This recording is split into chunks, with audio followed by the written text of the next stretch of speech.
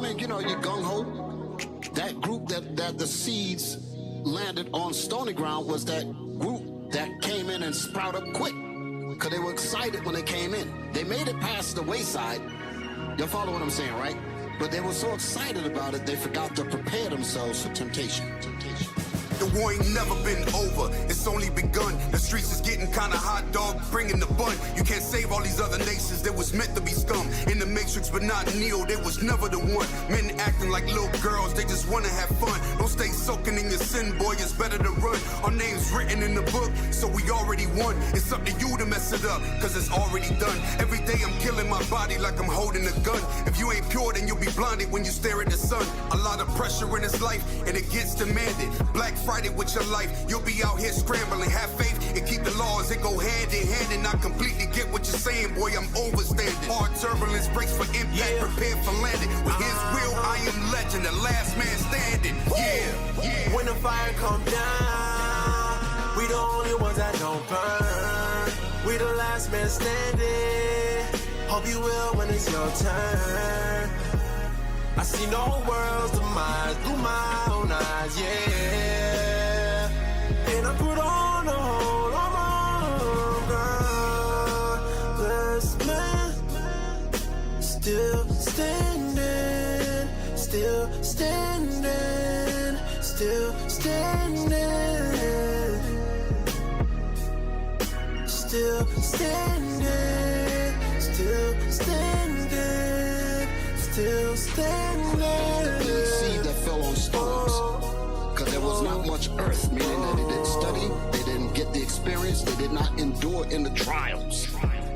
We the last man standing like the back of the line, holding on to Edom's ankles cause they ending is nigh. Gotta keep a firm grip, we ain't letting them hide. Getting ready for his coming like he's about to arrive. Looking for the rain of fire, eyes full of heat. Prince of the peace, we follow like a Jordan's release. Stay in order like we're sitting in the restaurant seat, waiting for meat while sipping on a Darius drink. Stay in line with the laws, first 48. All the prophets kept the case like we attorneys for pay. Still standing for the righteous, we don't do it for fame. We just labor for the kingdom, ain't no minimum wage.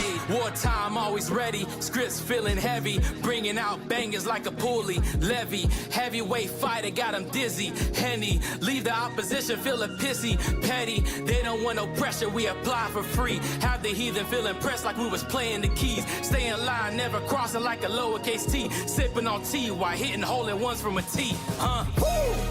When the fire come down, we the only ones that don't burn.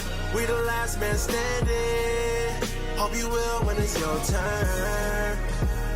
I see no world's demise through my own eyes, yeah.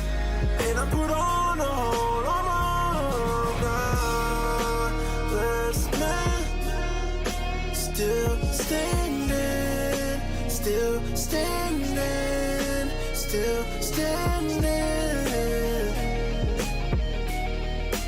Still standing, still standing, still standing. My brother, be strong in the Lord and the power of his might. Put on the whole armor of God, that ye may be able to stand against the wiles of the devil. For we wrestle not against flesh and blood, but against principalities, against powers, against the rulers of darkness of this world.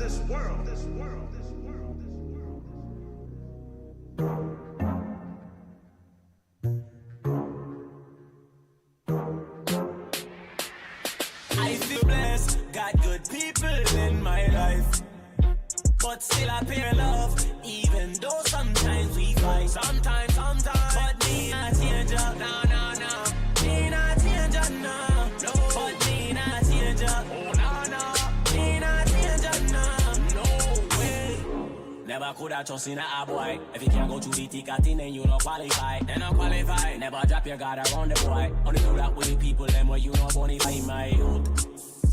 Watch them, the one time you deny them when them ask something, you want know them friend. Bad breed, them a problem. Yeah, what to feed you, that's me, circle and stay far from them. Small crew, nah, me no need enough. Nah, your friends deal with you when it time rough. A real friend don't turn them back. Always keep it real, they don't put on a act. No act, oh you fit turn your back on your people. Why some people so no evil. Watch for the snake, don't make them deceive you. Rain down fire on evil. I feel blessed, got good people in my life, but still I pay love, even though sometimes we fight. Sometimes, but me not change up. No. Me not change up, no. But me not change up. Oh, no.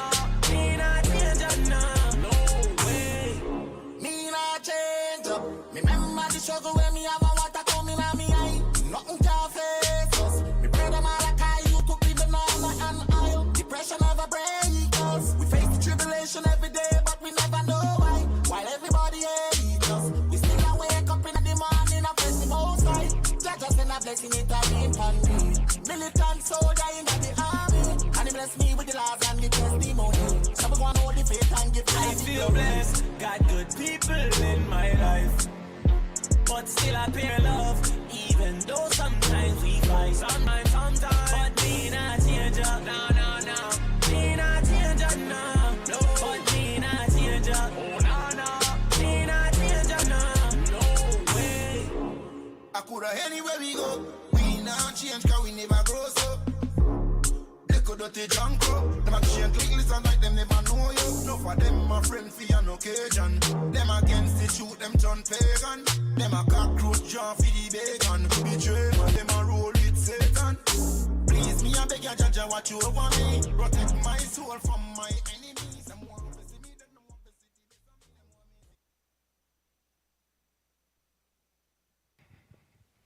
Shalom, fame Most High in Christ. Blessed. Let's rise and face Jerusalem. Brothers, uncover your heads, and sisters, cover your heads.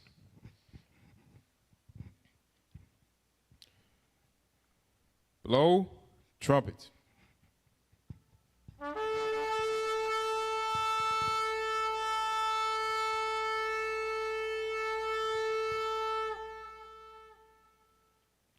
Trumpet down. Our Father which art in heaven, hallowed be thy name. Thy kingdom come, thy will be done on earth as it is in heaven. Give us today our daily bread, forgive us our sins as we forgive those that sin against us. And lead us not into temptation, but deliver us from all evil. For thine is the kingdom, the power, and the glory forever and ever. Dear Heavenly Father, we come to you today on this day, Lord, asking you for your forgiveness, Heavenly Father, for all of our sins, Lord, for our past sins, for our present sins, Lord, that you give us discipline, that you give us strength, Lord, to overcome, Lord, that we may let no man take our crown, Heavenly Father, that we may continue to strive towards your kingdom. Also, Lord, we ask you increase the fervor and the fervency of our spirit, Lord, that we may be have an unquenchable thirst to get your word, Heavenly Father, to teach your people, Heavenly Father. Lord, that you bring in more laborers into this truth, Lord, that we may bring forward your kingdom. Lord, that you bless all within this congregation, Heavenly Father, that you bring good health upon this congregation, Lord, that you take sickness far away from us, Lord, that you may repair the breaches in our minds, Heavenly Father, that we may think after the mind of our Father, Heavenly Father. Lord, we also ask you continue to increase our faith in these last days, Lord, that we may watch and pray and continue to watch upon all the things that you say may come to pass, Heavenly Father, and believe them, Lord. We ask these things in your Son's name, amen.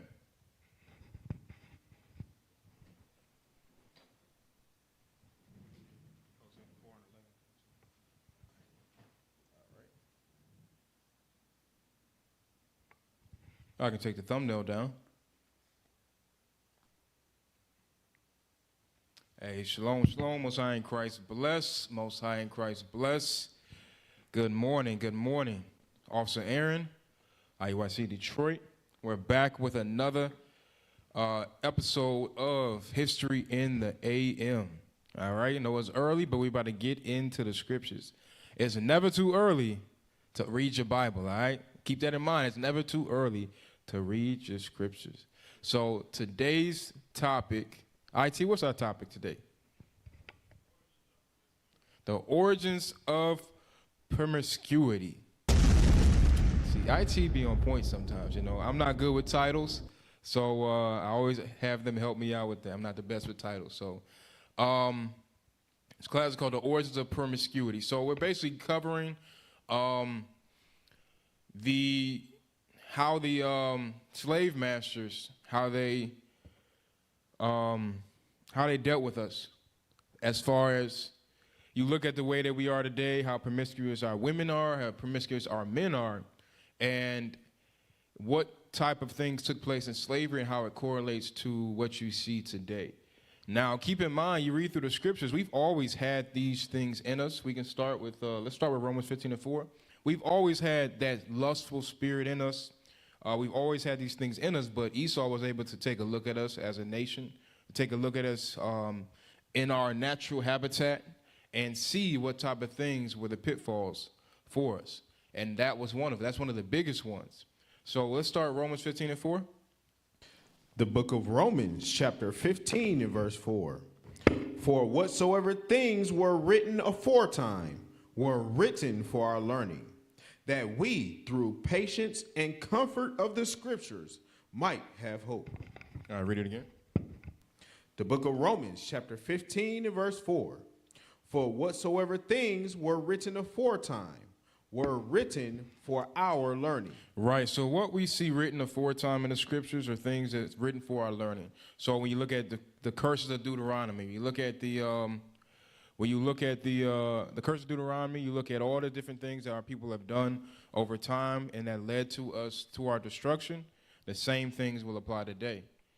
IT, do y'all got something like a alcohol wipe for glasses by any chance? Just see what we got, all right? All right, so let's go to Deuteronomy chapter 28. Let's start at 15, because we're going to do a lot of reading today. We're going to go through a lot of different articles and different studies that they did on whether it be buck breaking or the abuse of the men, as well as the abuse of the women. You got to think about it. We talk about the promiscuity of our women today a lot. We talk about how they were abused, they were raped in slavery. And also, we don't talk about it a lot. We might sum it up with buck breaking, but the men took a brunt of that as well. So when you look at today how white people, as well as other nations, but mainly because white people are this way, they fetishize, if that's the right word, right? Fetishize? Yes, sir. Romanticize, whatever they do that with black men, with their bodies and everything. That's why when you look at like the NBA, you look at the rap industry, NFL, the sports industry, they fetishize black men. That's why you look at, we're going to go through a few videos and we'll kind of look into that a little bit. But let's start Deuteronomy 28, verse 15. The book of Deuteronomy, chapter 28 and verse 15. Mm-hmm. But it shall come to pass, if thou wilt not hearken unto the voice of the Lord thy God, to observe to do all his commandments and his statutes, which I command thee this day, that all these curses shall come upon thee and overtake thee. Right, so we got to keep in mind as we go through this stuff, no matter how infuriating it is, we got to keep in mind that the reason why it happened was because we decided to break God's commandments. That's why God allowed all these things to happen to his children, because we decided to go away from what God told us to do, and so he brought another nation to us. Now, this so-called white man, as well as other nations, took it far, but it's because of our disobedience. We always got to keep that in mind. So when we teach our brothers, our sisters, our nieces, our nephews, when we teach them this information, a lot of times what they'll say is, well, is there anything good out of what y'all teach? Because sometimes they'll hear all the bad that we talk about, the conditions of our people, and think that, okay, well, y'all talking about all the bad, but what about the good? We got to show what the cause was to be able to talk about the solution. So from there, let's jump to the Willie Lynch. Can we pull that up? I sent you a link. It should be the nationalunitygovernment.org. Can you see that from the screen? Yes, sir. Is that plastic supposed to be on there? Yes, sir. Oh, God. Okay. All right. So let's go ahead and get into it. So a lot of this stuff we're going to be anchoring off of the Willie Lynch letter. If you don't have it, you need to get it.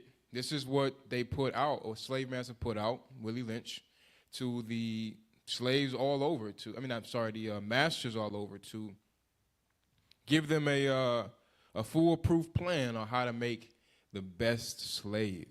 All right, so let's scroll down to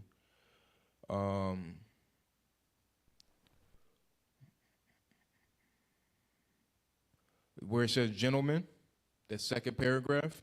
Let's start there.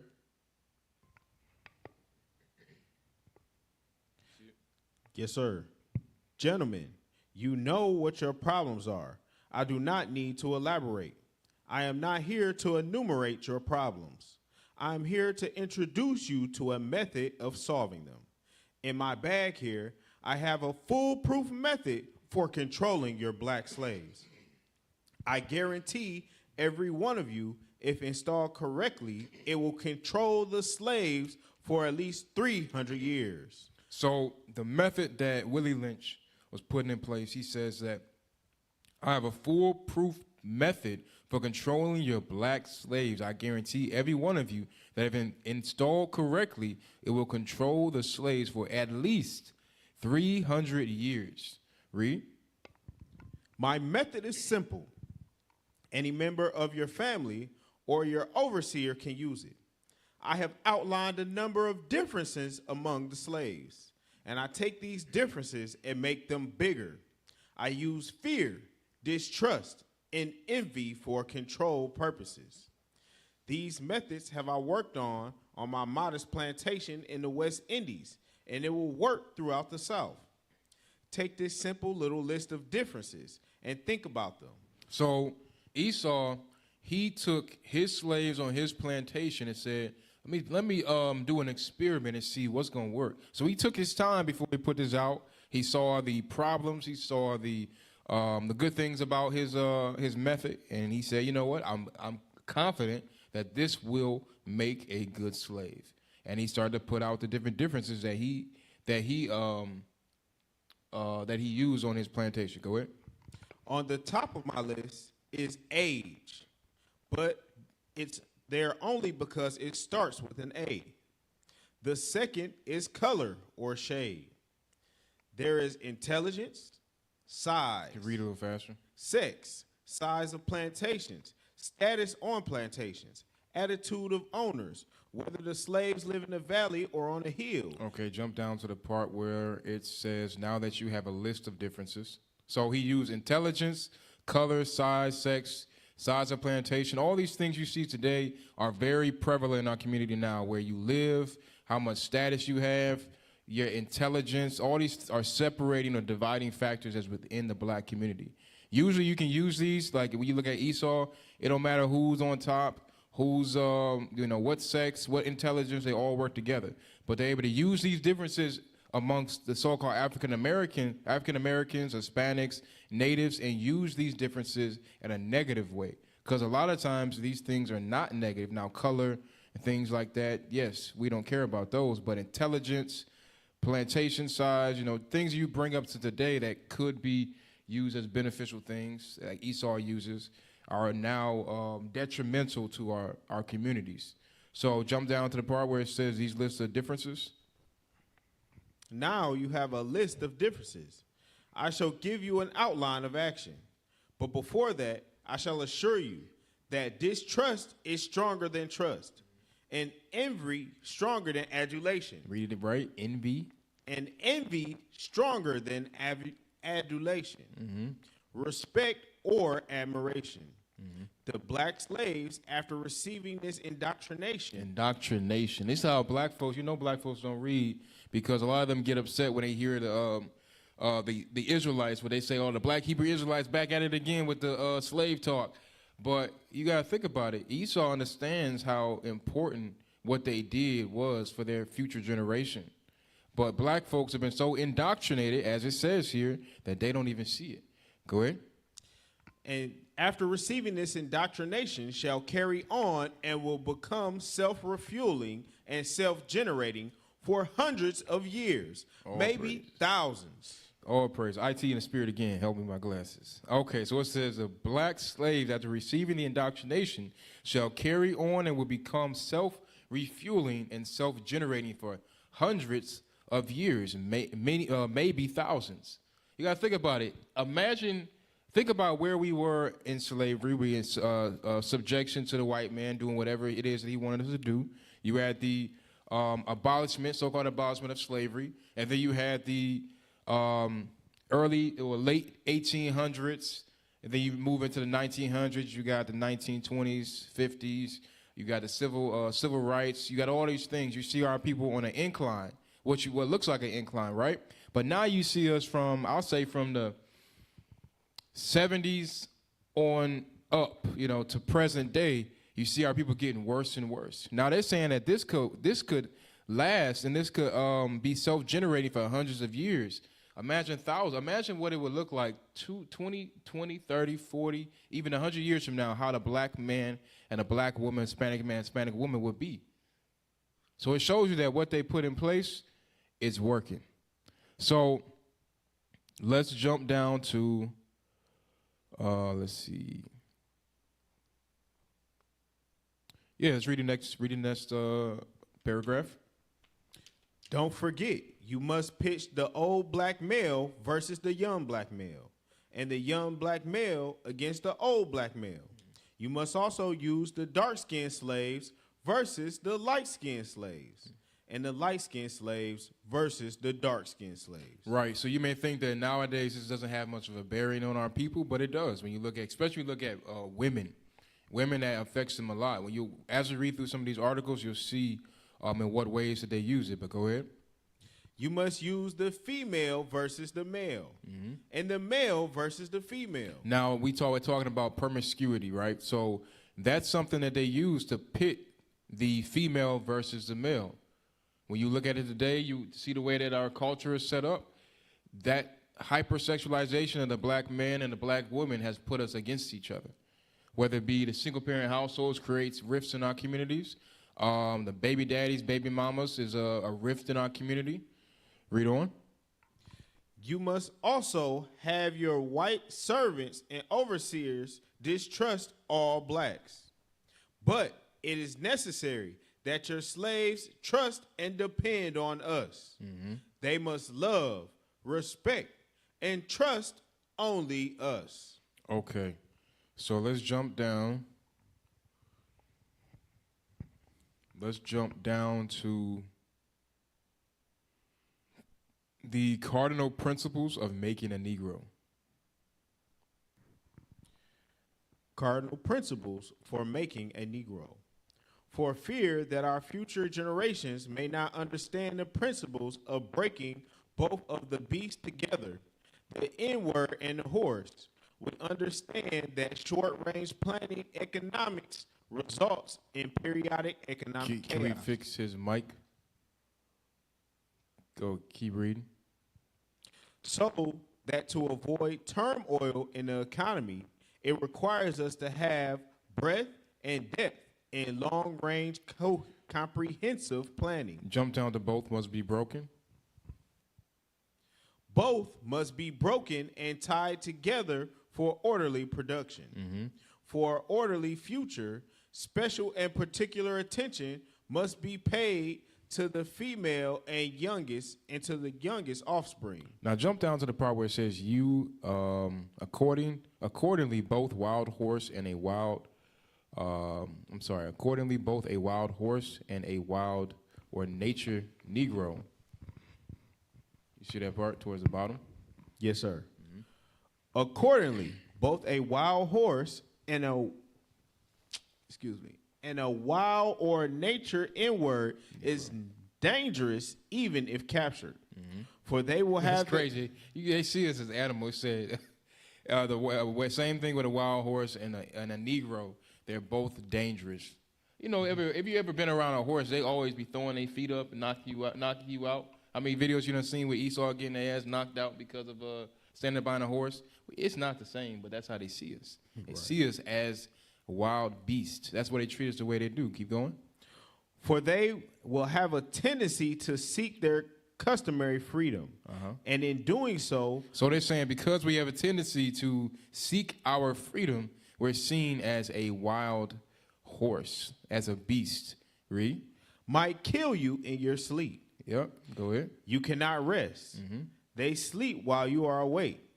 and are awake while you are asleep. Now jump down to the part where it says, keep the mind, take the body. Keep the mind, and keep the body, take the mind. Yeah. In other words, break the will to resist. Mm-hmm.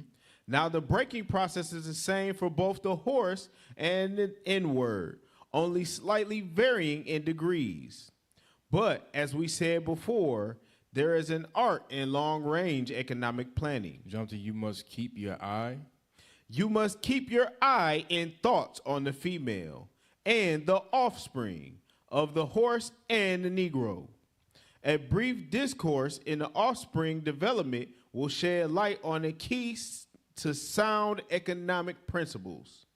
Pay attention to the generation of original breaking. Right, so they understood that we're not gonna pay attention so much on the present generation, but we're gonna focus on these women and we're gonna focus on these children, because if I can get to the mother, I can get to the children. If I get to the children, I can get to the generation to come afterwards.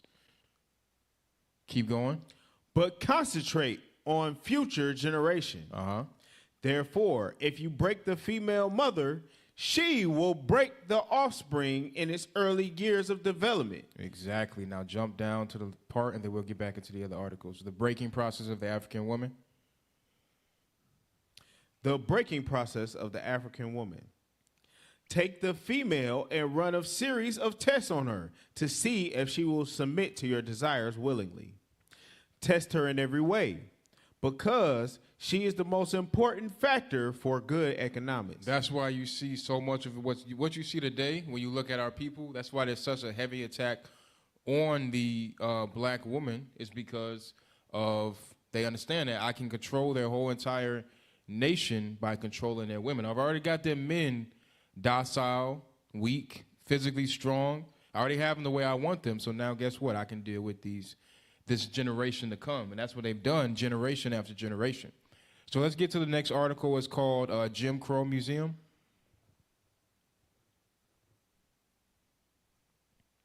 While we wait on that, go to Psalms chapter 83. So Esau took a diligent search to find out what is going to work to overcome the so-called blacks, Hispanics, overcome the Israelites. Remember, you think about it, you read you read Judah chapter 5.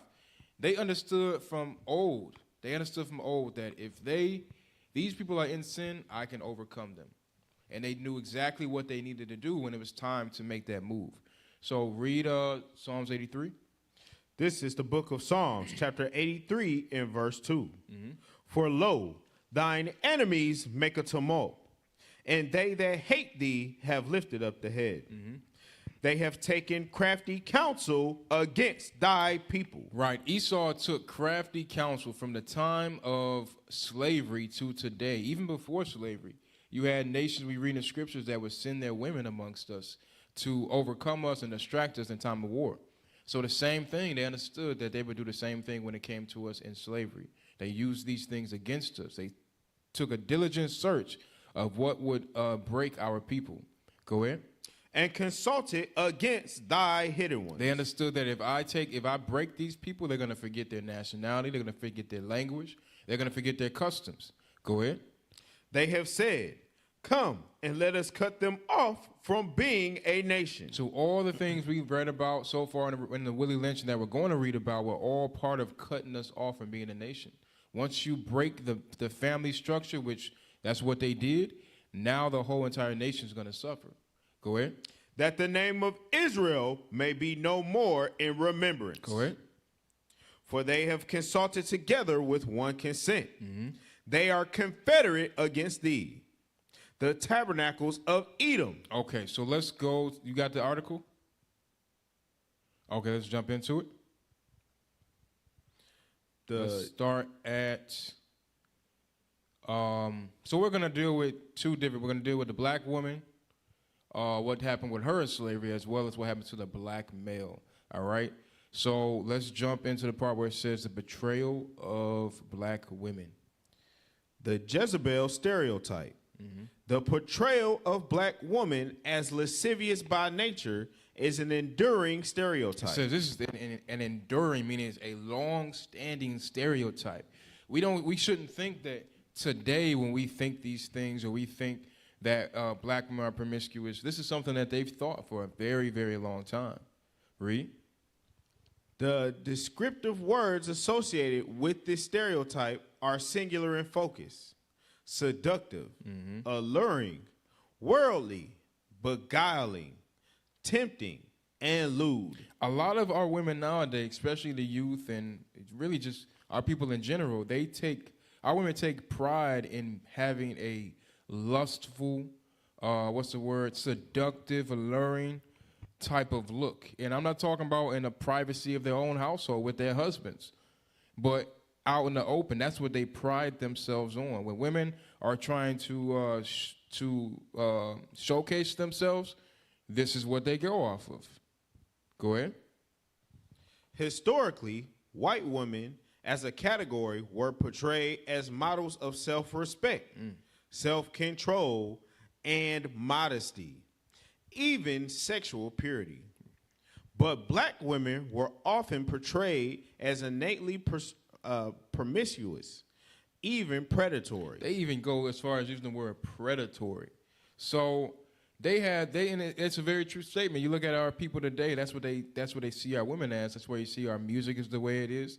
And they say they see white women as models of self-respect, self-control, and modesty.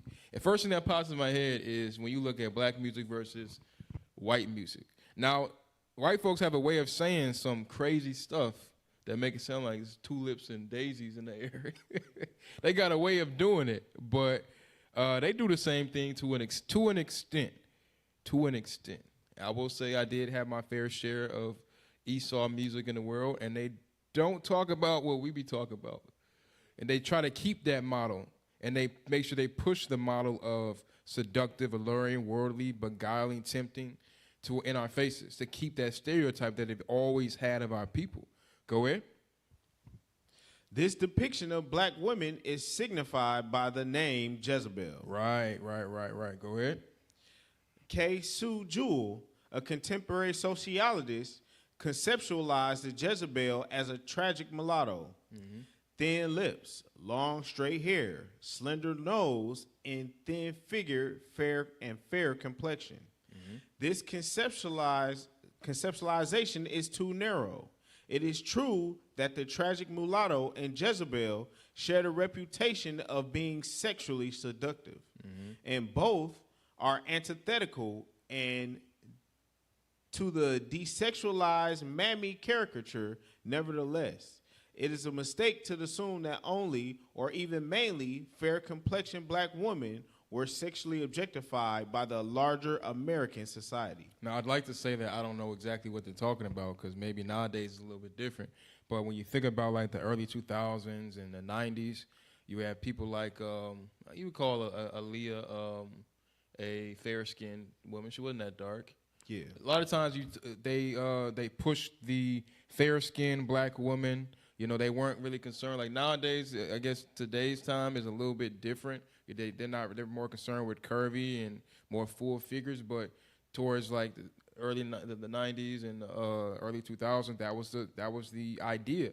But you got to think about it. Where did it come from? Like in school, even when I was in school, they took more to the light-skinned, fair-looking individuals.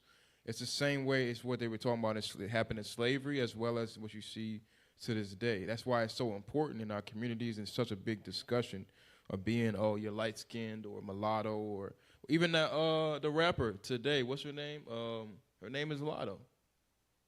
You ain't never heard of her? No, yeah. sir. Light-skinned black girl. That's part of it. Go ahead. But all she do is twerk and talk about money, drugs, and sex. So they keep that stereotype going. But keep going. Keep reading. From the early 1630s to the present, black American women, of all shades have been portrayed as hypersexual, bad black girls. Go ahead. Jewell's conceptualization is based on a kernel of historical truth. Right. So the things that we see today, because it said from the early 1630s to present, is based upon a historical truth. Go ahead. Many of the slavery era black people sold into prostitution were mulattoes. Right. So what they're saying is that the reason why you see what you see today in our people is because of an idea that Esau already had of our people prior to picking us up off those ships. They already had an idea of these. When they put us on the ships, they started to mix with our people. You started getting that more fair skin, light skin type of woman, and they started to make them prostitutes. Go ahead. Also, freeborn light-skinned black women sometimes became the willing concubines of wealthy white Southerners. So listen carefully as we read this. I want to make a point after, and I want to show a video. So it says that also freeborn light-skinned black women sometimes became the willing concubines of wealthy white Southerners. Willingly. Go ahead. This system, called plaquage, involved a formal arrangement for the white suitor/customer to financially support the black women and her children in exchange for her long-term sexual services. The white man often met the black woman at quadrille balls and genteel sex market. So as I read this sounds very familiar. What's it sound like to you? The club. Today? It don't sound like the club. It sounds like, well, it's a very popular thing now is being a sugar baby. Right? That's what black women are doing now. I don't know if y'all listen to Bishop's class. They talk about how these black women will go to Dubai and be doing unspeakable. I don't even want to talk about it. They're doing unspeakable things. But it says that they will willingly become concubines to be financially supported, to financially support black women and her children in exchange for long-term sexual services. Because they broke the men, because they castrated the men and took they took the male image out of the black woman's head, the positive male image. They said now these women are broken and they see the need for white men. And one way to get them and one way to get that financial stability that you cannot get from a slave that has no money is I'm going to go ahead and I'm going to sell my body to support my house and my kids. So from there, I want to go to the first, I don't know if it's the first video I sent you. It is a TikTok video. It's the woman with the, I guess it's like a lace. It says 3 ways to transform into a high-class sugar baby. Yeah, that's what it say. That sounds crazy to say it, but that's what it says. You got it? Okay, go ahead and play it. This is the mindset that our people carried from slavery all the way to today. They don't mean that our people weren't selling themselves before the transatlantic slave trade. It definitely happened in the sub-Saharan slave trade because majority of the slaves in the sub-Saharan slave trade were women. So it happened before then. It happened before that, but we're just showing from a more modern, more understandable, digestible time period. But go ahead. If you've ever thought about being a high-class sugar baby, here are some things you need to know first. Number 1, you have to have one or more sugar daddies whose sole purpose is to cover your bills. You can take more risk when asking for a higher amount of money from other sugar daddies when you know that you are financially secure for the base stuff such as your bills. So hold on, we're gonna pause it because I don't know how long I can keep silent with this type of video. So she's saying that the number one way to be a high-class sugar baby is to make sure your bills is paid. It's exactly what we just read. Make sure your bills are paid. Majority of these type of women, they are single women with kids. Single women with kids. Or their mama was a single mother and taught her you got to get it however you get it. Keep generational, exactly. Keep going. Be very difficult to stand by the amount of money that you're asking for if you are then worried about him saying no and thus you not knowing how to pay your bills and etc. Number 2, always double the amount of money you ask for from the next sugar daddy. If you've calculated your first allowance exactly. All right, there's really not much more to get out of this video except for she's teaching our sisters how to be high-class whores. That's it. That's all she's teaching them how to do. But the same thing you see back in slavery, you're going to see the effects. That's why Willie Lynch said that I have a plan that will last hundreds, even thousands of years, because what he put in place, he played upon. Go to Mark 7:21. Go to Mark 7:21 real quick. He played upon things that he had seen in our people before. This is the book of Mark, chapter 7 and verse 21. For from within, out of the hearts of men, proceed evil thoughts. So because the Lord, Caribbean, they had. Because the Lord specified particular things that he knew was in our spirits. Go ahead. Adulteries. Fornications. Murders. Thefts. Covetousness. Covetousness. So part of having that stability that the black woman is looking for, she said, well, for me to get that, it's always been the white man. Not even just from the time of like the 50s and on up with the government assistance. It wasn't just with that. He said all the way back from slavery, it's always been bred in me to trust that the white man's going to have my best interest and he's going to take care of me no matter what I have to sacrifice, whether it be my body, my children, I'm going to be taken care of. Go ahead. Wickedness, deceit, lasciviousness, an evil eye. All right, so let's go back to the article. Go back to, where did we end off at? The Jules conceptualization. No, we read that already. Okay, yeah, go to the belief, yep. The belief that black people are sexually lewd predates the institution of slavery in America. European travelers to Africa found scantily clad natives. This semi-nudity was misinterpreted as lewdness. You gotta think about it. Why would every time you see a so-called African type of documentary or a movie, they always want to showcase black people running around with their genitals hanging out, or their breasts out, or even you can't even, I don't even want to say it because people can get some ideas and go online. They always want to showcase us in being nude, because this is how they think that we want to be, and that's how we are. Keep going. White Europeans locked into the racial ethnocentrism of the 17th century, saw African polygamy and tribal dances as proof of the Africans' uncontrolled sexual lust. Jump down to the bottom where it says the genesis of anti-black sexual archetypes. The genesis of anti-black sexual archetypes emerged from the writings of these and other Europeans. The male black as a brute and potential rapist, the black woman as a Jezebel. So this is the picture that they painted. And how did they get the idea that they said that the black male as a brute and potential rapist? It's because you look at white women during that time, every single time they was the one out here yelling rape.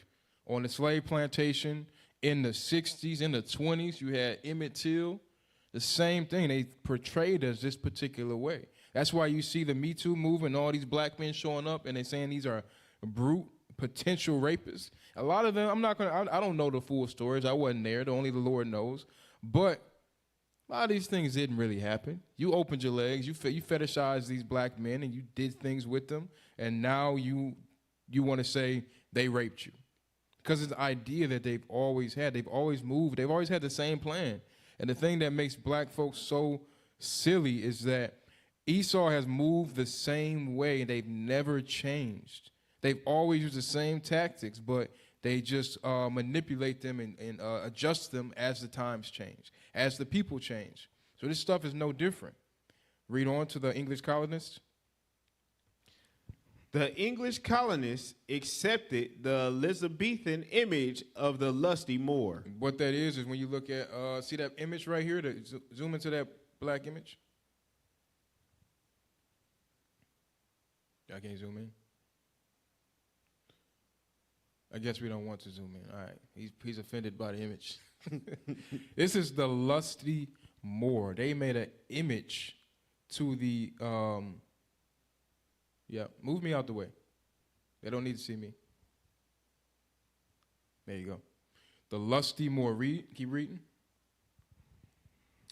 And used this and similar stereotypes to justify enslaving black people. Right, because they saw us as less than humans because of what they perceived to be our hypersexualization. Read on.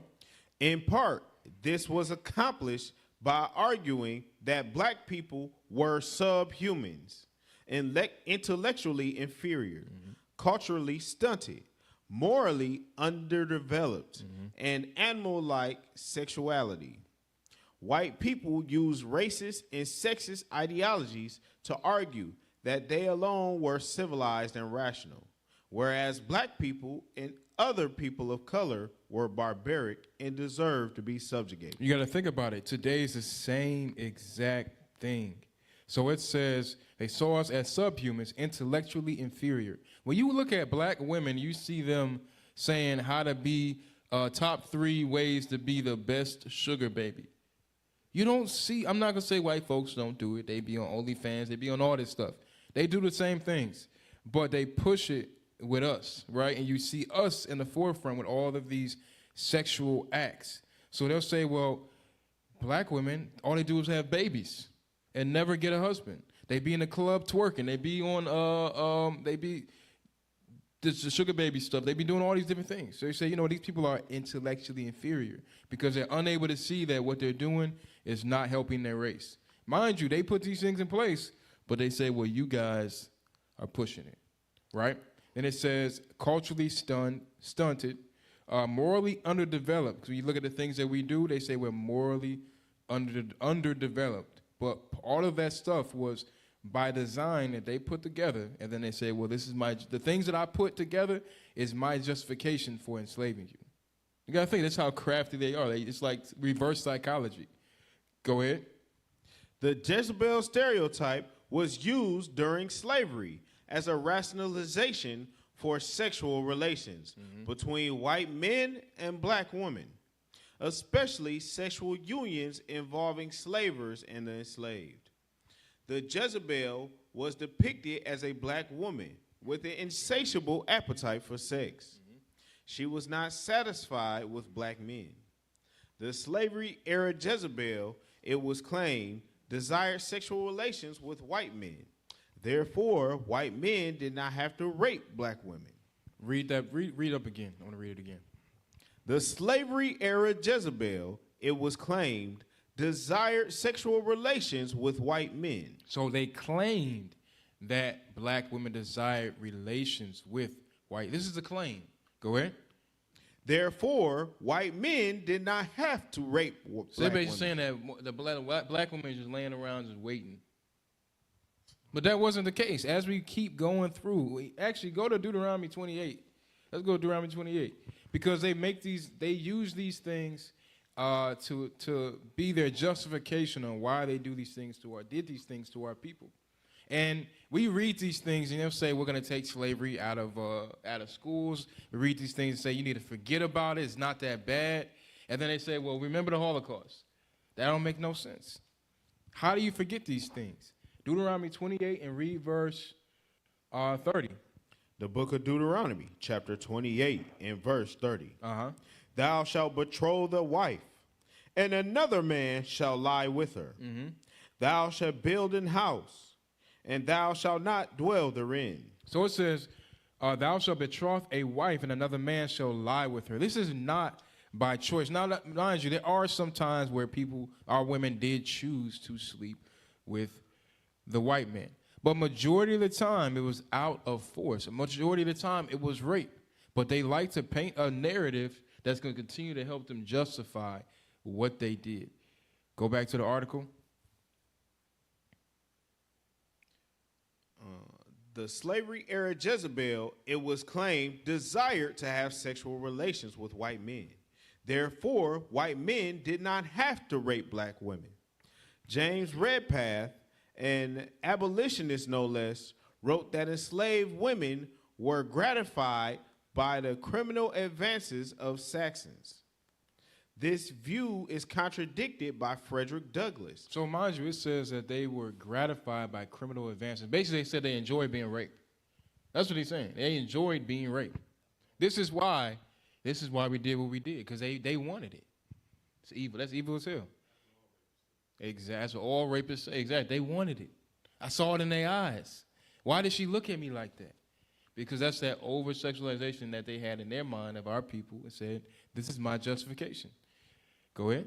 This view is contradicted by Frederick Douglass, the abolitionist and former enslaved person, who claimed that the slave woman is at the mercy of the fathers, sons, or brothers of her master. Well, you got to think about it. This is not a claim. This is obvious. If you are enslaved persons, you are at the whim of your master. You look at your regular job. You're at the whim of your boss. It is what it is.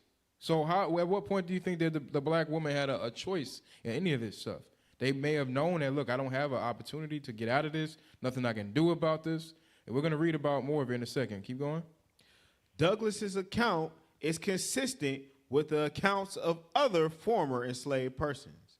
Henry Bibb's master forced a young enslaved person to be his son's concubine. Later, so to the point where now they're just passing them around. Go ahead. Later, Bibb and his wife were sold to a Kentucky trader who forced Bibb's wife into prostitution. Enslaved women were property. Therefore, legally, they could not be raped. You hear that? It says they're a property. So legally, if you ask me what I did, it definitely wasn't rape, because you was my slave. That's some evil stuff. That's why they say, that's why it says that trickery that they put in there. They said, because you're my slave, legally, I did not rape you. Go ahead. Often slavers will offer gifts or promises of reduced labor if the enslaved woman would consent to sexual relations. And there were instances where the slaver and the enslaved shared sexual attraction. However, the rape of a female slave was probably the most common form of interracial sex. Right. It was not what they made it seem to be. What they made it seem to be. It was all forced things. That's why our women today, they've broken the minds of our women today to trust in the white man and not trust in the black man. I'm going to go back to the Willie Lynch real quick. Go back to the Willie Lynch. Let's go to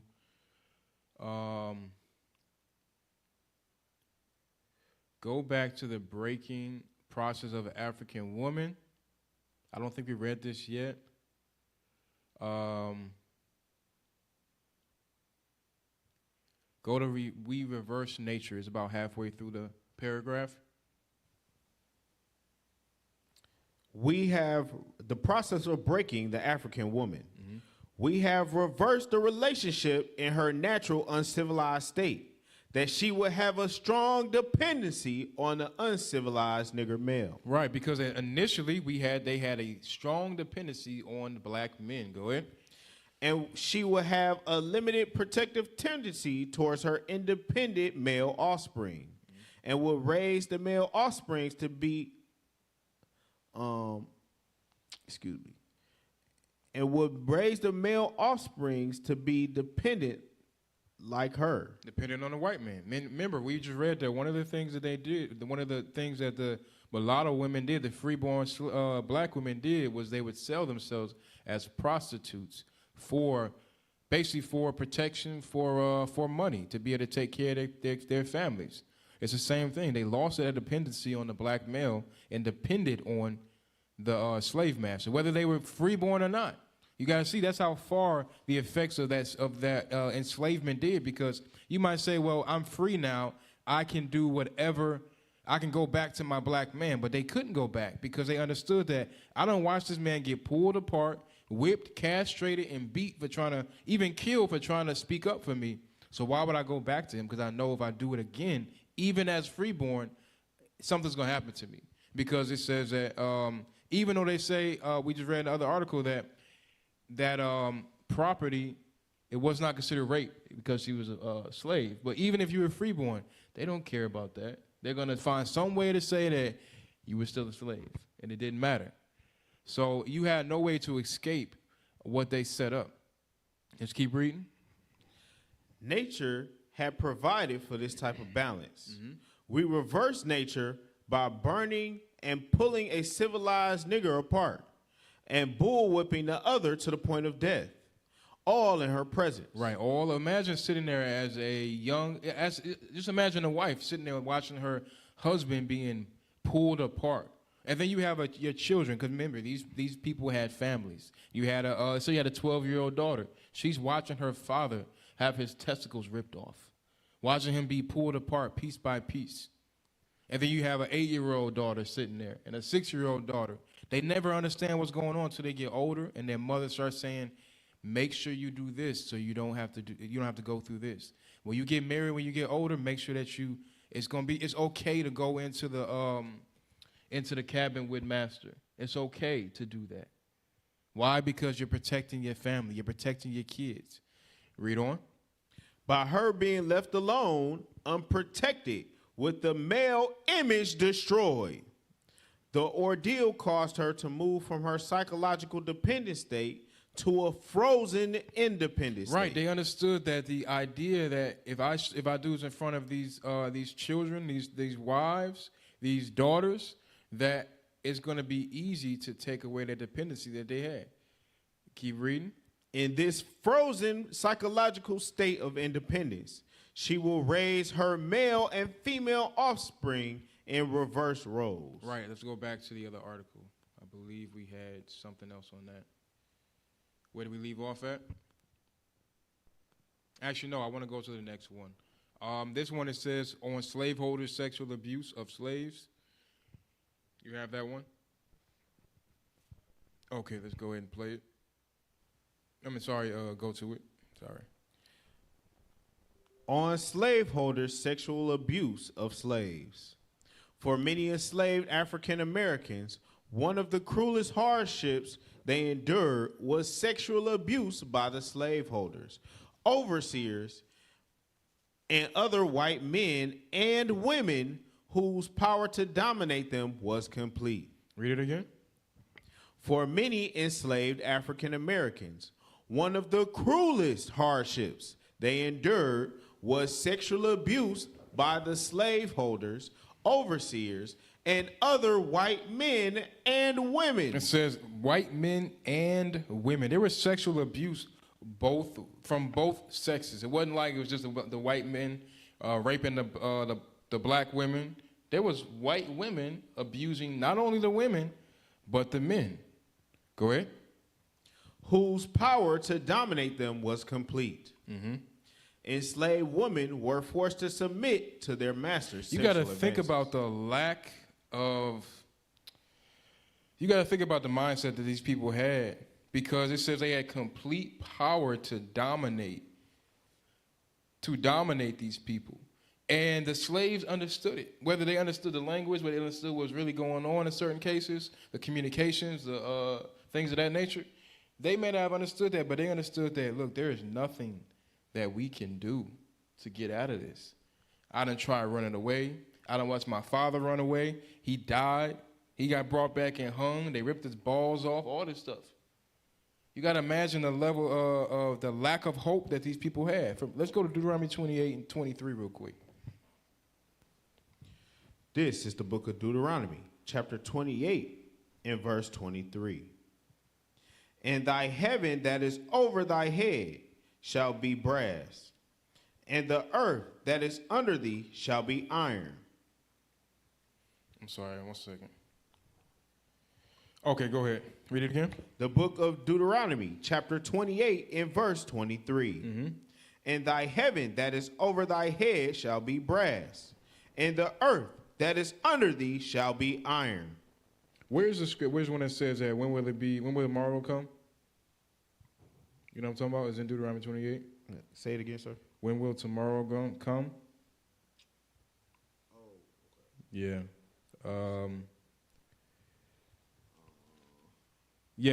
No, that's not it. Dang it, that's not. 1 second, let me find it. 67. Go ahead, read that. 65. And among these nations shalt thou find no ease. So remember, we're talking about how I said they had complete power. Complete power. Go ahead. Neither shall the sole of thy foot have rest. But the Lord shall give thee there a trembling heart and a failing of eyes. Imagine waking up every day. The night before, you just had went through the ringer with this slave master. Or you gotta think about it. They broke up the families by having the. I wish I could find the other article I wanted to go through. It talked about how adultery and how marriages were never allowed to be virtuous anymore. Women were not allowed to be virtuous anymore, as well as the husbands able to be husbands anymore, because they were all used for the pleasuring of the slaves. Dang, I gotta find that. All right, just keep reading. And a failing of eyes and a sorrow of mind. And thy life shall hang in doubt before thee. And thou shalt fear day and night. Remember, some of these people were raped to the point where they died. It's not unheard of. We heard about it in the scriptures, the same thing. The worst things happen in slavery. So you got to think about, these people are concerned for their lives. It's just a failing of heart. These people had no hope. Wake up from day after day, not knowing when it's going to be your turn. You don't watch somebody go through it day after day. You know that, okay, well, it's my turn. Today might be my day. You ask yourself, okay, am I going to fight back today? Am I going to let it happen? What type of frame of mind do I have to have? A lot of times these mothers taught the daughters how to handle it, because they understood they've been going through it. Their daughters are going to go through it eventually, especially if you know that you have a fair looking. I'm not even talking about the skin color. You have a beautiful daughter. You know that, okay, I know this is what's about to happen to my daughter. So keep going. Verse 66. And thy life shall hang in doubt before thee, and thou shalt fear day and night, and shall have none assurance of thy life. Right. The scriptures is clear. When the Lord gave these curses, he was clear on it. And our people, us as a nation, we did not take it seriously. We've always been a nation that did not take God seriously until he came down and put the hammer down. And now we say, all right, Lord, and I get it. It don't matter if you get it now. You got to go through it. So now we may not be going through this physical acts today. Well, there are some cases where it is happening, but we're living out the repercussions of it now. Keep going. In the morning thou shalt say, would God it were even. And at even thou shalt say, would God it were morning. Read it again. In the morning thou shalt say, would God it were even. Man, would the night come already? Because you just thinking, okay, well, what's going to happen today? When is my time going to come? Just bring the night already so we can get to the next day. Go ahead. And at even thou shalt say, would God it were morning. And at nighttime, man, it's just bring the morning already. Because remember, we read in the other article that we read in the Willie Lynch. I'm going to go back up to it real quick. One second. It says you cannot rest. They sleep while you are awake and are awake while you are asleep. You got to ask yourself, they're seeing it one way, but ask yourself, why are we still awake while they're asleep? It may not be for the sake of us overthrowing. It might be for the sake of fear, because I know that he's going to come into my cabin. He's going to bring me into his house today. That may be what it is, but this is the idea that they have in their head. All right, so is there more on that? Yes, sir. Okay. For fear of thine heart wherewith thou shalt fear, and for the sight of thine eyes which thou shalt see. And all this stuff leads up to what you see today. Let me go to, let me see what other videos we got for you. Let's go to the video about black male sexuality, white men fetishize black men's bodies.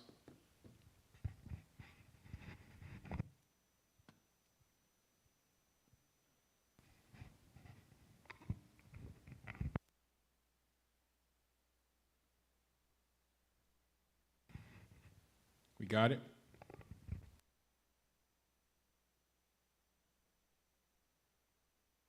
Seasoning plantations, which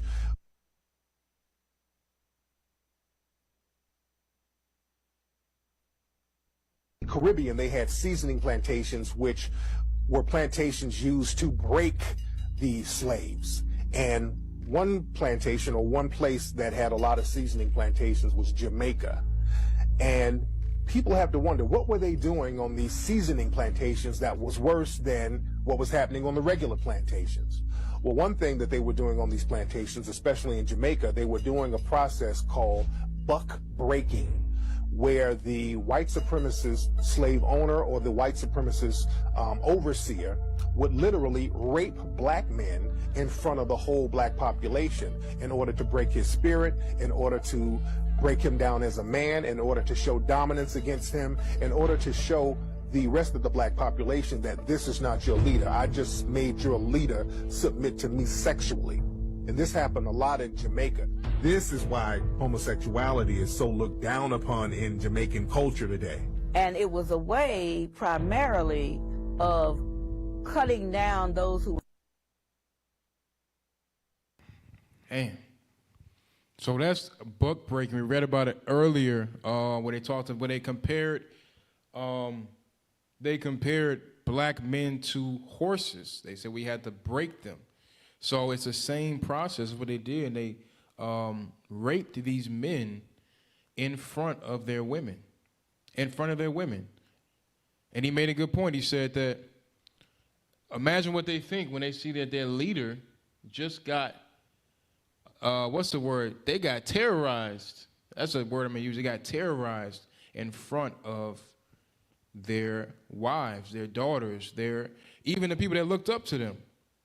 Because you had many people that were seen as, like you have, what's the word? Good figures in the community where people look up to you. You're a good leader. You done there you go, role models, right? So that's what they were doing. The buck breaking didn't just affect the men; it affected everybody around. I'm trying to find an article that I wanted. There's so many of them right now.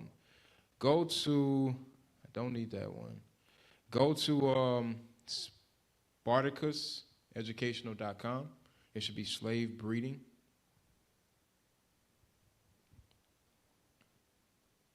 Yeah, slave breeding is Spartacus-educational.com.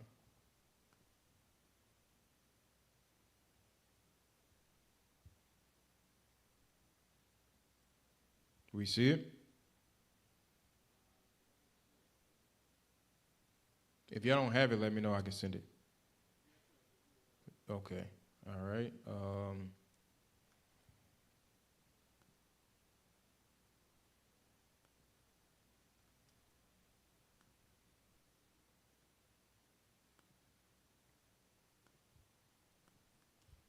All right, you have it now. So we pull that up. And we'll start at the death rate once you get it up there. It's loading.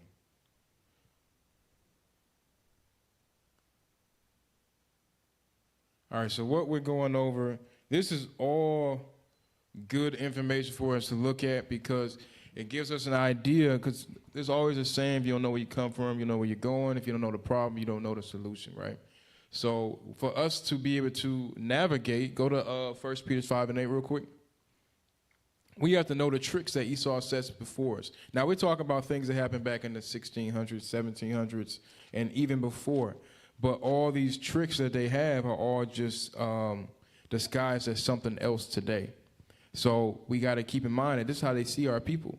For those that's watching that are not, that may be still learning that they're Israelites, these are things that you're using to identify who we are, to figure out why these things happen to us. They happen to us because we broke God's commandments. And you say, okay, well, why are our people so sexualized today? Part of it comes from what happened to us in slavery. So you got it, IT? Okay, pull it up. Slave breeding. Jump down to the part where it says scroll down. I don't know why it looks different for me. The death rate. The death rate among slaves was high. Nope, go up. Right there, yep. The death rate among slaves was high. To replace their losses, plantation owners encouraged the slaves to have children. Childbearing started around the age of 13. Yeah, you know how they really see us as subhuman. They said the childbearing age started at 13. I don't know exactly what age women start periods, but I say like 9, 10, 11 and up, right? Some people a little later or whatever, but these women, these girls, these are not women, these girls just started going through changes as young women. And Esau says, you know what? We need more production. These aren't even huge. These are cattle. So what we're going to do, we're going to breed them as such. 13-year-old girl pregnant. Now, it's even done today. You got to think about it. The same thing. That's why I meant what I was saying. The same thing they're doing back then is the same thing they do today. They can't just line us up and just be having us breeding. They can't do it like they did back then. So what do? They give us the music. They give us the social media. They give us the poor images and say, this is my way of lining you all up and breeding you. They do the same thing. There are 13-year-olds today in the Black and Hispanic community that are pregnant. The breeding process, the coercion process that they use to make us breed is just a little bit different. That's it. All right, go ahead. Go back to that. Childbearing started around the age of 13. And by 20, the women slaves will be expected to have 4 or 5 children. So by the age of 20, so how many babies per year? Maybe one every few years. She has a kid. They give them a little rest, get a cattle a little rest, and get right back to it. By the age of 20, you have 4 kids. That's not unheard of today. It's not unheard of today for a 20-year-old woman to have 4 kids by 4 different men. It's the same thing today. Go ahead. To encourage childbearing, some population owners promise women slaves their freedom. You see that? You see that? They give them something in exchange. They give them something in exchange. Now, what did they give them? To encourage childbearing, some population owners promise women slaves their freedom after they had produced 15 children. After you produce 15 kids.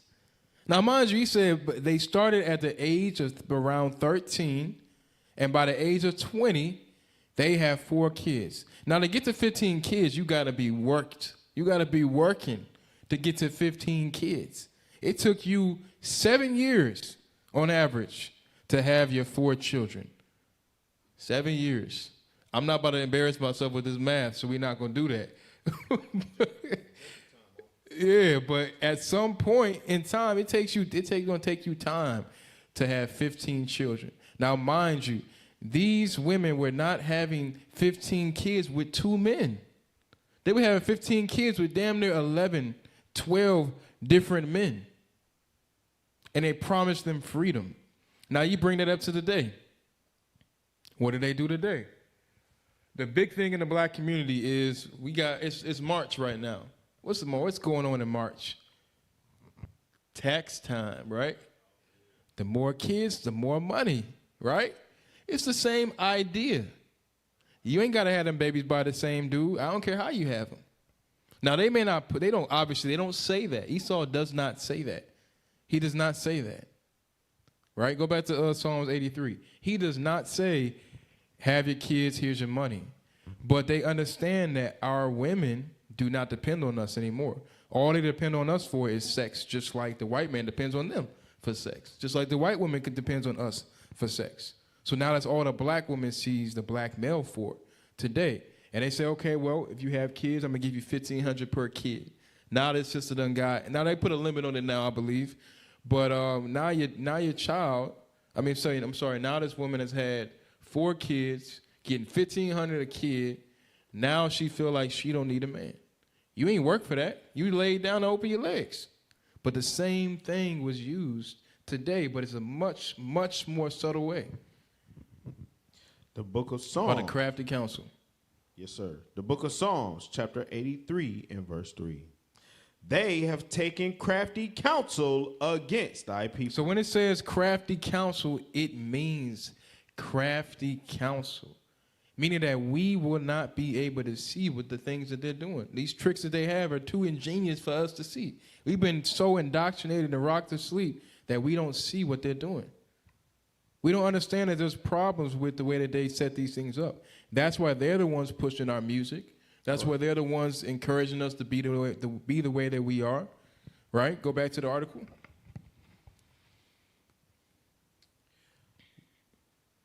Charles Ball, a slave from Maryland, commented on a slave market that sold pregnant slaves.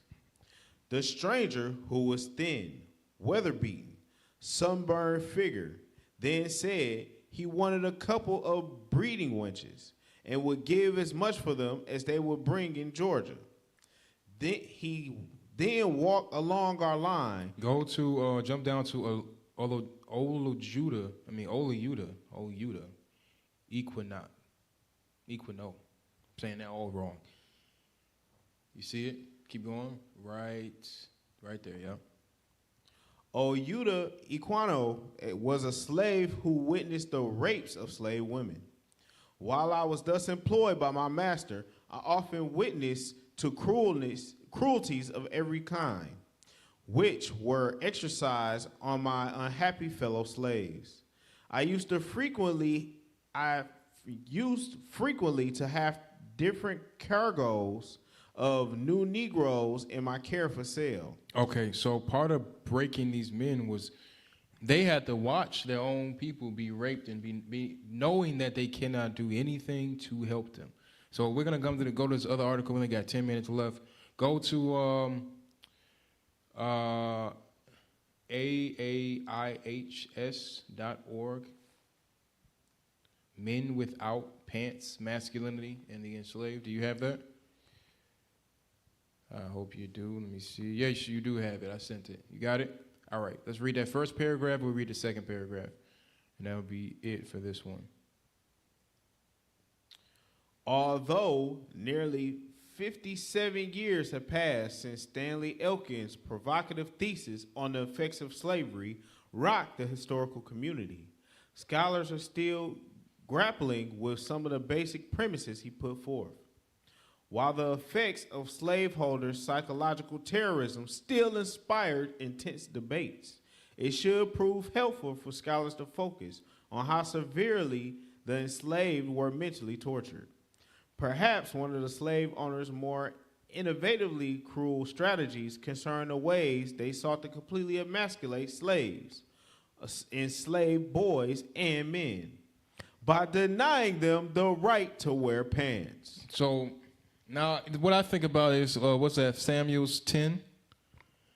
So part of emasculating the man was denying him the ability to wear pants. It sounds childish, it sounds small, but keep reading.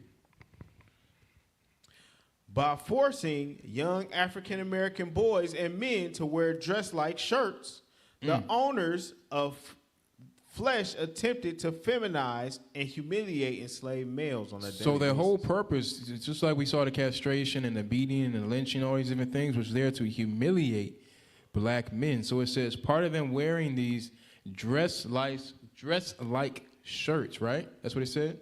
Yes, sir. these dress-like shirts effeminized the men. You got a man walking around in a real long onesie.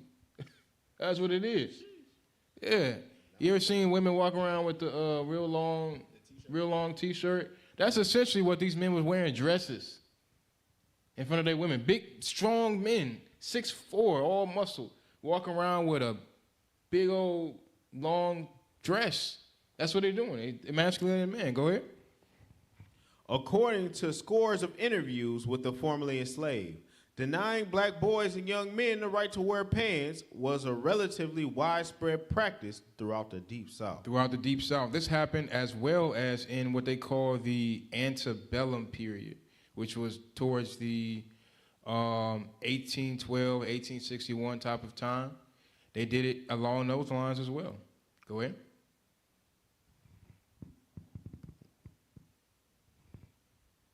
Is there more? This custom certainly becomes even more interesting when the slaveholders' belief about slave breeding and the virility of young bucks is taken into consideration. Mm-hmm. Countless owners commented time and again in diaries and letters about the supposedly highly sexualized nature of young black men. Mm-hmm. And the emasculation of the slaves must have allowed slaveholders some type of psychosexual superiority That's complex. some dirty stuff right there. It says slave owners some type of psychosexual superiority complex. Did we already play the one about the fetishization? No, we didn't. Let's go ahead and put that up real quick. This is what it is right here. Because you got to think about these white men, they messed up in the brain. They looking at these men, strong black men, say looking at the muscles and whatnot, saying, "Ooh, I like that."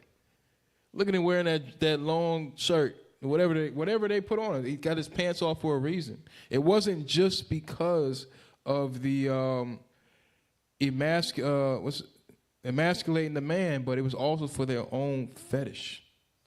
Yes, read that. I mean, not play that video.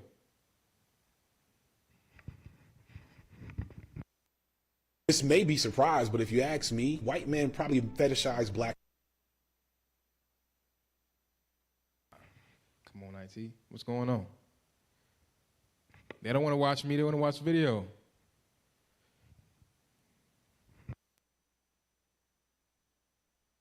This may be surprised, but if you ask me, white men probably fetishize black men's bodies the most. Did y'all download it already, or can we not play it? This may be surprised, but if you ask me, white men probably fetishize black men's bodies the most. Although not always sexually from a space of gratification, but through this vicarious consumption of black men's bodies. We see it mostly to me in sports, but also in porn, in the arts, etc. We see it in how white men sexualize and castrated black men during lynches. And the most heinous acts of white terrorism from the past, from Rosewood to Tulsa to St. Louis, were often in the name of protecting the virtue of white women from black men. Basically, since slavery, black men's sexuality has been imprisoned by this intersection of racist and misandrous violence. And over time, as with many cultural taboos, in a conservative society, it has turned into genuine fetish and kink. Myths about the size of black men's penis, black men as excellent lovers, the celebration of idealized black men's physiques, a bevy of sex toys meant to resemble the mythologized, disembodied phallus of black men, along with more than a few jokes, tropes, and myths about black men's sexuality. Things that aren't only fetishized by white men and women, but men and women of all races, black women included, and black men as well. Black men today still participate in and or reject this image and what that means for us in terms of sex. To start, and this is something that will be repeated, of all the things stripped from us as men, this mythology is one thing that, while distorted, we still have some level of agency over, and in many ways, it's a key component to some of us finding avenues for success and personal capital through our arts. He made some very, very good points. So he said that black men today, we use that in part of our success. You look at the music industry, majority of the singers, the R&B, the rappers, they're basing everything upon sexuality. And I'm not talking about sexualizing the black woman, but themselves. You got the R&B, got ushers, they got their shirts off, they got Trey Songz and Drake, whatever. I don't know.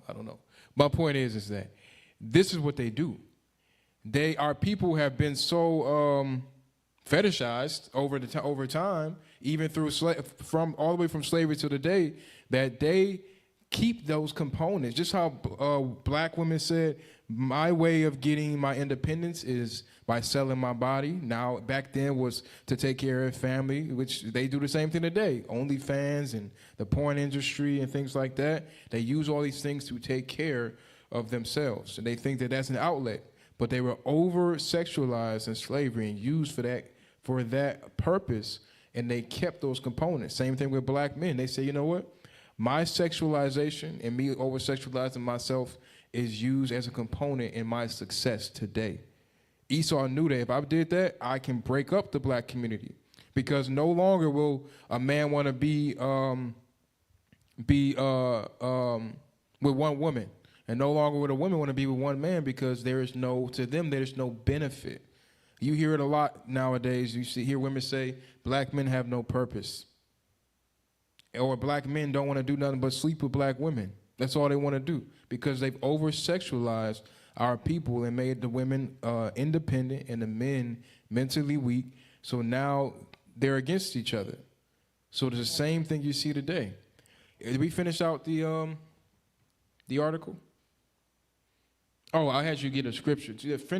Start this back up. We're going to just do maybe 10 more minutes and that's it. This custom certainly becomes even more interesting.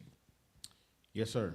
This custom certainly becomes even more interesting when slaveholders' beliefs about slave breeding and the virility of young blacks is taken into consideration. Countless owners commented time and again in diaries and letters about the supposedly high sexualized nature of young black men. And the emasculation of the enslaved must have allowed slaveholders some type of psychosexual superiority complex. Right, the psychosex. Because you got to think about it. These people fetishized us back then, and the brother mentioned, he said, castrating us while we're hung. Now, I don't want to get too graphic and say nothing crazy, but you have to be a certain type of messed up to strip a man naked. You don't have to. And Frederick Douglass said in one of these articles, he said that they flogged me. And they would keep us in these long shirts for easy access to flogging, which is, beating them on the back. But you got to think about it. It's not just for that. That was not just for that. It was for them to take advantage of these young men or grown men, right? And he said, I did not have to be naked for you to do that. And you don't, right? You don't have to do that. That's like you having your kid, whipping your kid, right? On their thighs. They don't have to be naked for that, right? Now I feel like you're a slave again. You're going to have flashbacks. But this is what they did. But what I was saying was the psychosexual superiority. Like I said, without being too graphic, to hang a man, he does not have to be naked, right? But as a man, to take another man's genitals in your hand. Now, they're up on here hanging. They're hanging, right? If they're hanging, their privates are not below your head, right? To be just not be as graphic as this may need to be, but you have to. You know what I'm saying? Yes, right. So this is what they're doing as a man, to grab another man and take the time to whatever you're doing. I don't know what they did up there, but then now you take a knife and you start cutting it off. You have to put your hands on it. You see what I'm saying? There's something wrong with these people. It says a psychosexual superiority complex. So they had to get something out of it. As they're doing it, they just inside like, yes, I love this. I've been waiting for this moment. I had you in that little skirt for a long time. And now I have you in my hands. These people are crazy, man. These people are crazy, but now I keep reading.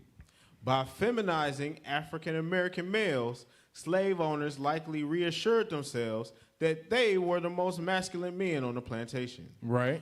which could be demonstrated, of course, by the rape and sexual abuse of enslaved women and girls. Right, and part of doing that, like I said, was for raping the men, raping the women, and a lot of times they did these things out in the open. This stuff was never done in the dark. Everything they did was with intent to make sure that the slaves were going to be docile to them. Okay, we're going to have to wrap it up here in a second. There's a part that I want. I just can't find it. Sorry, y'all. We are going to, let's jump down. Pull that article back up. I want to read this last part. Unsurprisingly, the practice. Unsurprisingly, the practice of withholding payment seemed to occur commonly on large plantations, where the concentrated